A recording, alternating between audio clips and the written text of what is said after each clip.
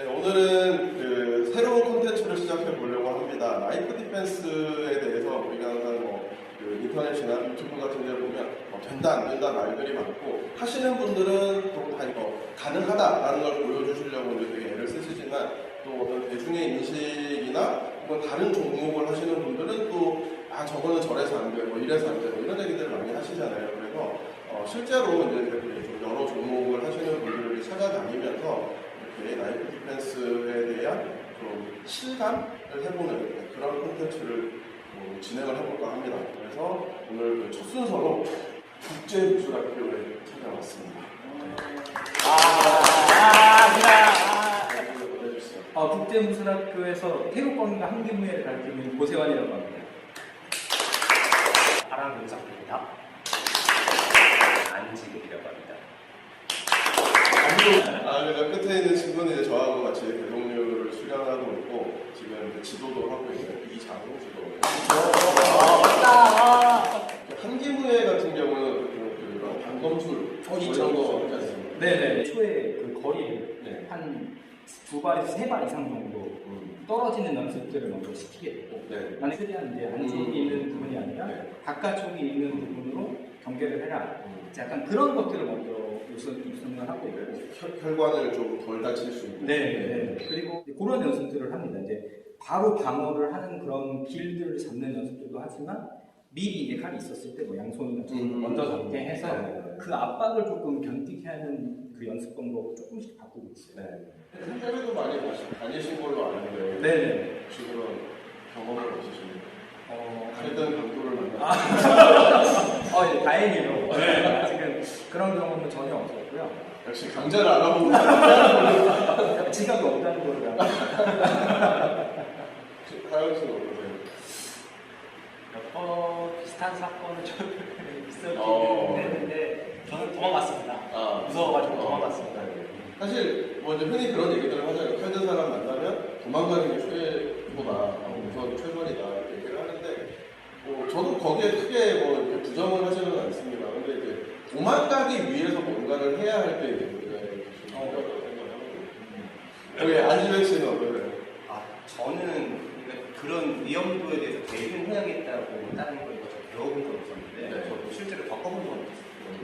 사실 이게 사람이 살면서 진짜 한두 번이나 겪으면 많을 그런 경험일 텐데 요즘 이제 워낙 세상이 자꾸 흉흉해지고 이런 위험한 사고가 터졌다는 뉴스들이 나오고 하니까 사람들이 좀 불안해하는 그런 부분들이 좀 있는 것 같습니다. 오늘 콘텐츠가 그런 불안을 조금이라도 내려놓는 데 도움이 됐으면 하는 바람이고요. 이제 두 가지를 해볼 거거든요. 첫 번째는 방어자의 입장에서 한번 해보실 거고, 그 다음에 실제로 공격자의 입장도 한번 해볼 거예요. 우리가 딱 생각해 누가 칼을 들고 있으면 그 사람은 엄청난 그 살상력을 가진 사람이라고 속되게 말하면 올려치기를 엄청 해버리는 거죠. 그래서 그 가해자들도 속으로 엄청 쫄아 있거든요. 특히 자기가 가진 어떤 그 무기가 살상력이 높으면 높을수록 물론 많이 정신 나버리고 휘두르는 사람들은 또 좀 약간 별개의 문제지만 어느 정도 이제 이성을 가지고 있는 상태에서 무게를 가지고 있다면 사실 내가 이거를 내가 원하는 만큼만 쓸 수 있을까? 라고 하는 약간 좀 그런 심리적인 또 문제들이 있기 때문에 그런 것도 한번 경험을 해보시고 소감을 말씀해 주시면 좋을 것 같습니다. 한번 이제 해보겠습니다. 좋습니다. 어떻게 되냐면요, 이제 고세환이 너무 좋은 툴을 지금 장만을 해주셔가지고 이렇게 찌르면 불과 소리가 나요. 배도 소리가 나요. 그러니까 이제 확실하게 공격을 당했는지 안 당했는지 알 수 있겠죠. 그래서 거기에 좀 신경을 쓰시면서 최대한 나이프에 의한 어떤 피해를 입지 않는 곳을 눕혀버릴 거예요. 그래서 이제 양쪽 모서리에 사람이 한 명씩 서 있을 겁니다. 먼저든 상관없는데 그 두 사람과 차례로 하이파이브를 하면 성공하시는 거예요. 첫 번째 하이파이브는 내가 구조 요청을 했다. 전화를 걸고 112에 신고를 하든 아니면 주변에 있는 사람에게 정말로 도와주세요라고 얘기를 하든 구조 요청을 했다는 의미고, 그 다음에 두 번째 하이파이브는 내가 완벽하게 이제 탈출에 성공을 했다, 안전 확보를 했다, 이런 의미로 이제 보통 라이프 디펜스 그 스파링이라고 하면 이렇게 살짝만 이렇게 한번 베어도 끝, 너 죽었어. 약간 이런 그런 룰들이 많아요. 근데 저희는 그렇게는 하지 않을 거예요. 네. 근데 전체적으로 숫자를 비교를 할 겁니다. 네. 마이너스 포인트 대결이에요. 네. 그래서 누가 가장 덜 실점을 하는가.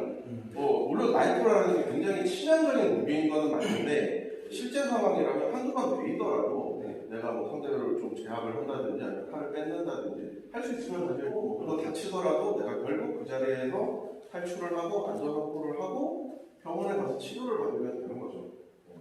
물론 상처는 남겠지만 죽는 것보다는 낫잖아요. 그래서 그런 의미로 룰을 룰을 이렇게 만들어봤고요. 네, 그 룰에 맞춰. 그냥 장본 씨가 소리 지르고 뛰기 시작하면 타이머 보여주세요. 네, 그렇게 하도록 하겠습니다. 네. 네, 눈을 감으십시오. 시작!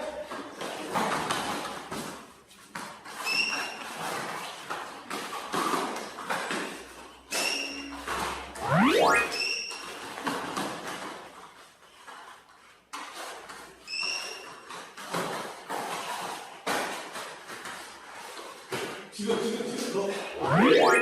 생각보다. 확실하게 내가 들어오는 걸 보고 뭔가 행동을 해야지라고 생각을 하게 되는 기회를 노린다고 하면은 만약 죽일 거라면 한 번에 딱 들어와 줄 텐데 그렇지가 않다는 걸 좀 알겠더라고요. 생각보다 찌를 수 있는 공간이 제한되는 거기서 찌를 공격하기는 생각보다 어렵고 생각보다.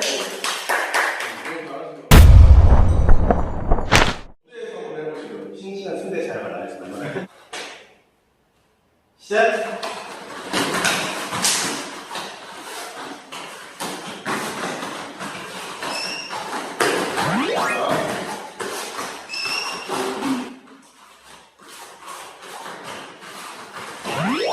그만 40, 그러니까 15.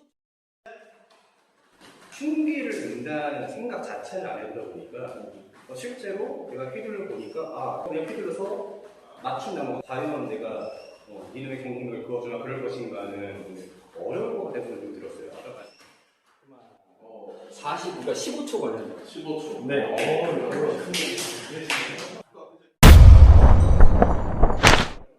시작!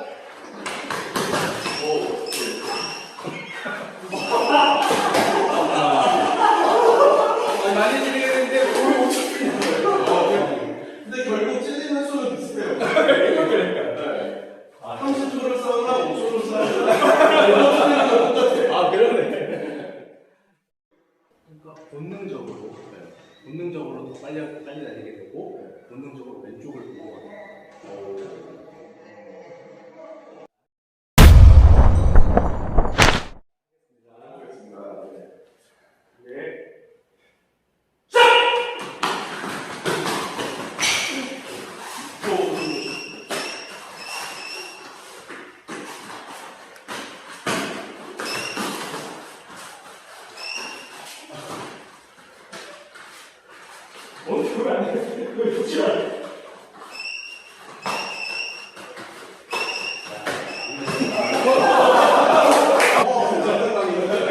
이거는 해야지.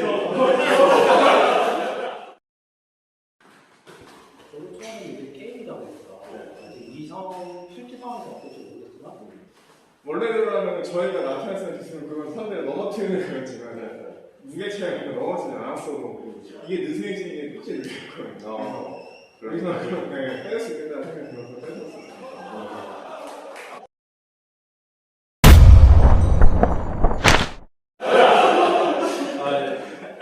좋습니다. 일단 가져보겠습니다. 네. 여기 앉으시죠. 대체 몇 번을 치는 거야? 얼굴도 찢었어. 일단 방어자 입장에서 어떤 부분이 제일 어려운가요? 일단은 이거 확실히 코앞에서 뭔가를 해야 되는데 굉장히 짧게 휘두를 수도 있는 거잖아요. 근데 이거랑 정말 확실하게 내가 들어오는 걸 보고 뭔가 행동을 해야지라고 생각을 하게 되는 기회를 노린다고 하면은 그런 걸 읽는 게 생각보다 어렵구나. 그런 거에 한번 무너져서 많이 휘말려서 다치겠구나 하면서 그런 생각이 제일 많이 들었어요.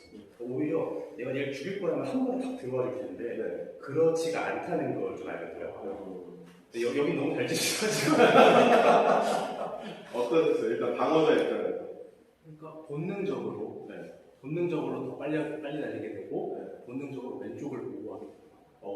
생존 본능이라는 게 이런 시뮬레이션에서도 작용을 한다. 왼쪽. 강훈 씨는 우리가 평소에 하던 거하고 어떤 부분이 좀 달랐어요? 원래대로라면 저희가 나타낼 수 있는 기술은 그건 상대를 넘어뜨리는 거였지만 무게 차이가 넘어지지 않았어도 이게 느슨해지는 게 확실히 느꼈거든요. 그래서 뺄 수 있겠다는 생각이 들어서 뺐었습니다. 확실히 기술 하나의 형태에 집착하려고 그러면 실제적으로 뭔가 써볼 때는 빨리빨리 풍량을 바꾸는 훨씬 더 중요하다는 생각이 좀 다시 드는 것 같습니다. 이제 가해자가 됐을 때 한번 얘기를 들어보겠습니다.